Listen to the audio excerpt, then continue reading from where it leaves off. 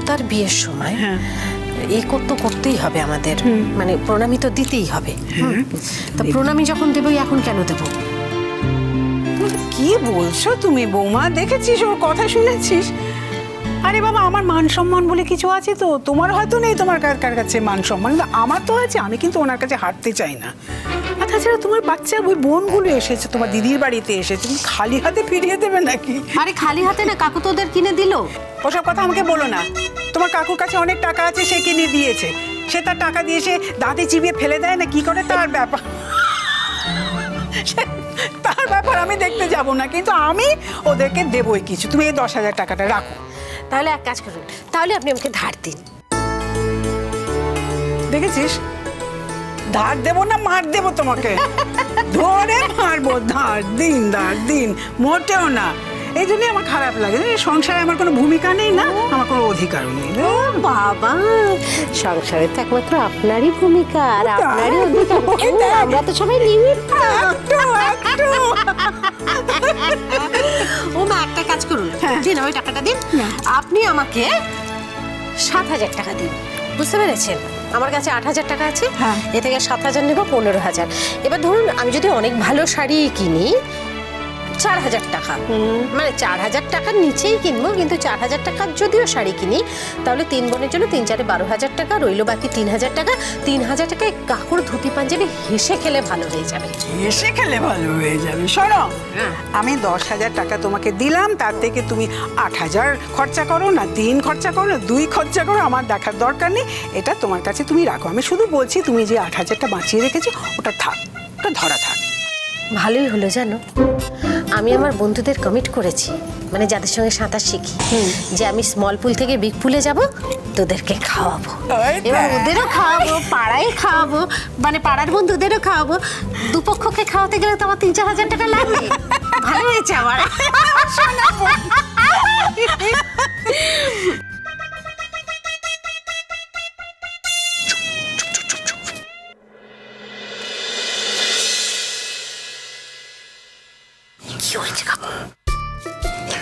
কি হচ্ছে মানে, তোমাদের একটা কাজ করে দিতে হবে। কি কাজ?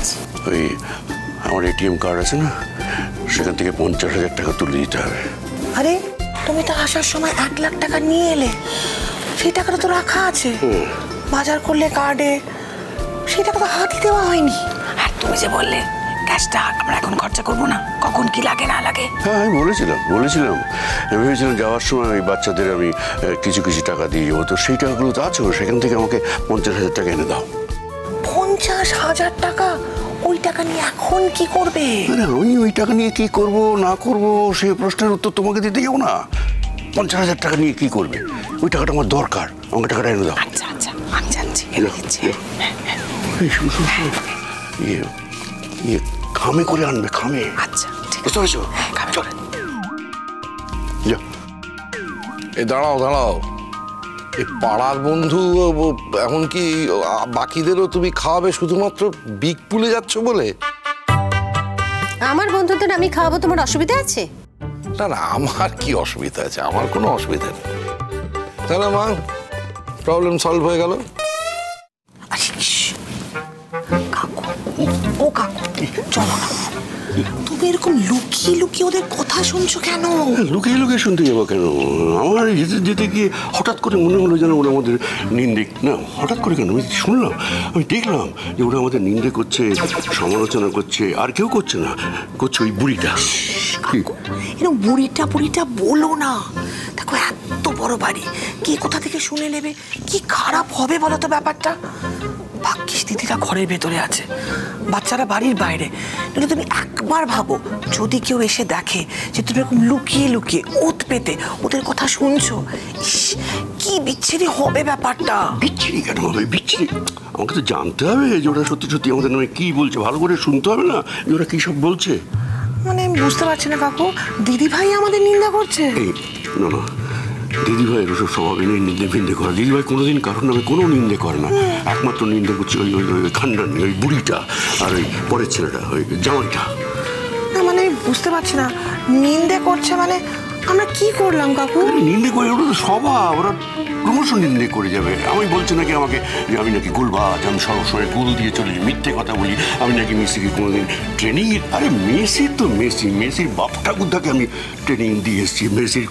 আর ওই যে বচ্চন সাহেব জানো তো, ছোট ছিল সেই সময় আমার এই ছিল ফিল্মে না, আমার একটা খুব চোখ ছিল, ওটা ন্যাক। হ্যাঁ মানে কাকু আমি বুঝতে পেরেছি। আমি বলছি কি আমরা এখানে দাঁড়িয়ে না থেকে আমরা একটু ঘরে গিয়ে কথা বলি।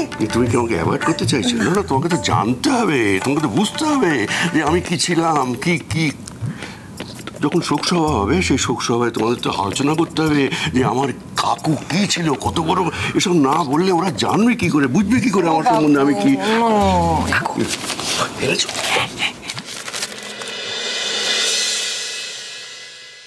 এবার জন্য আমায় কি করতে হবে, এটা কি যেন এটা করতে হবে, কি করতে হবে একটা ডায়েরি আর একটা পেন। হ্যাঁ একটা ডায়েরি আর একটা পেন লাগবে, একটা ডায়েরি আর একটা পেন লাগবে। ডায়েরি কি করবে আমি বুঝতে পারছি না। চল যাই। একটা কথা বলো বুড়ো, তুই কিন্তু ছোটুর কাছ থেকে কিছু নিতে পারিস, তুই চাইলে পারিস। দু হাত ভরেও রোজগার করে, কি আছে? তোমার খরচা চালাবার জন্য আমাকে ছোটুর কাছে হাত পাততে হবে না মা। তুমি যেভাবে মানুষ করেছো তাতে তোমার এবং বাকিদের খরচা সবই চলে যাবে, চিন্তা করো না। ঠিক। আরে বাবা তাই বলে কি একটু ভাগ করে নিতে নেই? তোরা দুজনেই তো আমার ছেলে। আমি তো কোনোদিন মাকে ভাগ করায় বিশ্বাস করি না। মা ঠাকুরপো ছেলে মানুষ, ও কি করবে? কি যে বলো না বৌমা, আর কত ছেলে মানুষ করে রাখবে তোমার দেওরকে? ও আমাদের কাছে তো ছেলে মানুষই। আর তাছাড়া ছোটুর টাকা দিতে রাজি থাকলেও ছোটুর স্ত্রী যেভাবে তাকায় তাতে মনে হয় টাকাটা না নেওয়াই ভালো। আরে ওর কথা বাদ দে, ওই রকমই বড় লোকের মেয়ে, নিজেও এত রোজগার করে কিন্তু কাউকে কিছু দিতে গেলে কিংবা দিতে বলতে গেলে মুখ দেখবি একদম ছোট হয়ে যায়, অন্যরকম শুকিয়ে যায়। অদ্ভুত বাবা, এতটুকু উদারতা নেই ওর মনে। না মা, আসলে তা নয়। মিঠি খুব চিন্তা করে, ওর দুটো ছেলে মেয়ে, তাদের ভবিষ্যতের কথা চিন্তা করে। তারা বাইরে পড়াশোনা করে, কত খরচা বলুন তো। আর তাছাড়া খরচা করে না বলছো কেন? এই যে প্রত্যেকবার পুজোয় কত জামা কাপড় দেয় আমাকে, কত ভালো শাড়ি দেয়, আমার ছেলে মেয়েদের জামা কাপড় দেয়, আর কত টাকা খরচা হয় বলো তো তাতে। আমি তো কতবার বলেছি প্রত্যেকবার পুজোয় দেওয়ার দরকার নেই, তাও শোনে না, প্রত্যেক বছরই দেয়। তুমি আর কিছু বলো না তা বৌমা, কিছু বলো না, কিছু মনে করো না। মিঠি তোমাকে যে কাপড়টা দেয় আমি তো দেখেছি, যেরকম কাপড় দেয় আমাদের বাড়ির সীমাকেও আমরা ওই রকম কাপড় দিই না। না সত্যি? ওই এরকম করে বলছেন কেন মা? ওর যেরকম পছন্দ হয় ও সেরকমই দেয় না আমাকে, আর আমার তো খুব ভালো লাগে। আমি প্রত্যেক বছর তো পুজোয় ওর শাড়িটা পরি। না ছোটুর তো পছন্দ হয় না, ওর একদম পছন্দ হয় না এসব, কিন্তু কিছু বলতে পারে না, ওটাই ওর সমস্যা। ঠাকুরপুর বেশি মেয়েদের শাড়ি জামা কাপড়ের ব্যাপারে ও কি বোঝে? মিঠি আমাকে যা দেয় তা আমার খুবই পছন্দ হয়। ওরে আমার বৌমা রে, কি যে বলি। আমার সোনা বৌমা, তুমি এরকমই থাকো হ্যাঁ চিরকাল। এই তোমাকেই আমি আমার মনের মধ্যে বসিয়ে রেখেছি, তুমি কি জানো? আমি জানি পৃথিবী বদলে যাবে, কিন্তু আমার বৌমা এতটুকু বদলাবে না। এরকমই থাকো, এরকমই সহজ সরল উদার ক্ষমাশীল, কাউকে বুঝতেই দাও না তুমি কি।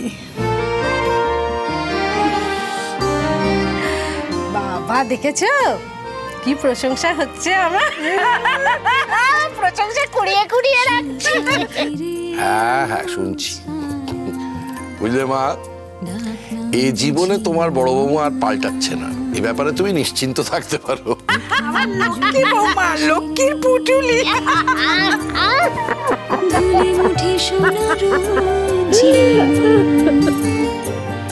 আশা ভরসার একটুকু বাসা,